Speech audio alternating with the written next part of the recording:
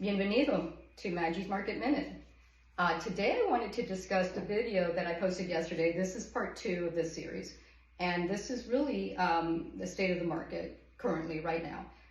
2 days ago which is what I discussed yesterday, I read an Inman report that stated, my trusty little cheat sheet, that home sales were going to go down by 7.4% by the end of this year and by 9.7% by the end of next year.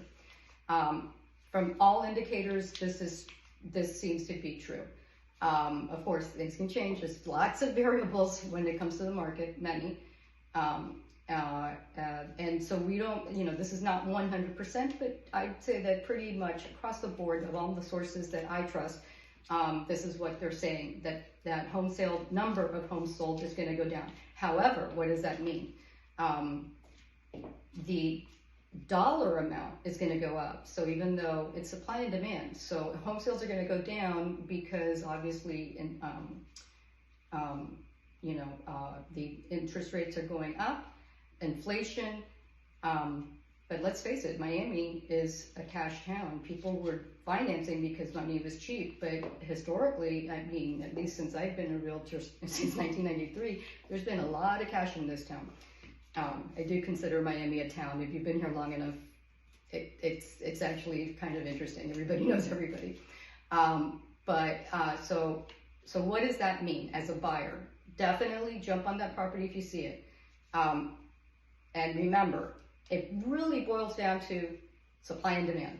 So I think that's really what's going to be driving the market is the supply. Right now we're in the spring selling season. I don't see the inventory. I see a lot of sales. This is heading into today's statistic, which was yesterday, on yesterday's news in the morning, and I'm sure you all heard this, unless you're under a rock, that home price values have increased by 29.7%. Some statistics were even higher than that. I think it's higher than that, depending on what product you're talking about, condos versus single family in the area. Home prices, they were comparing this from March of last year to March of this year. And there's, on Channel 4 News, they said that it went up 29.7%. That's true too. So how is this possible? This is confusing. This is conflicting. Not really. If you look at what I'm talking about different things here. Home prices, that's valuation. Number of homes sold, that's a different thing. That's not valuation. So what's going to happen?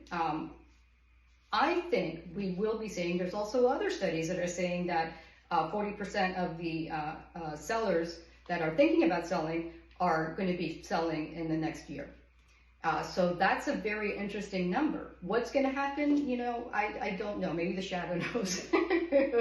But I would say that, in my opinion, with my years in the industry and coming from a real estate family, and being a Miami native and seeing many different markets in Miami, even before I was a realtor in 1993, I would say that if I were a buyer and I found the right house that I really loved, I would jump on it, because when interest rates creep up, that's going to affect your affordability. That's number one. Number two, we don't know what's going to happen with the inventory.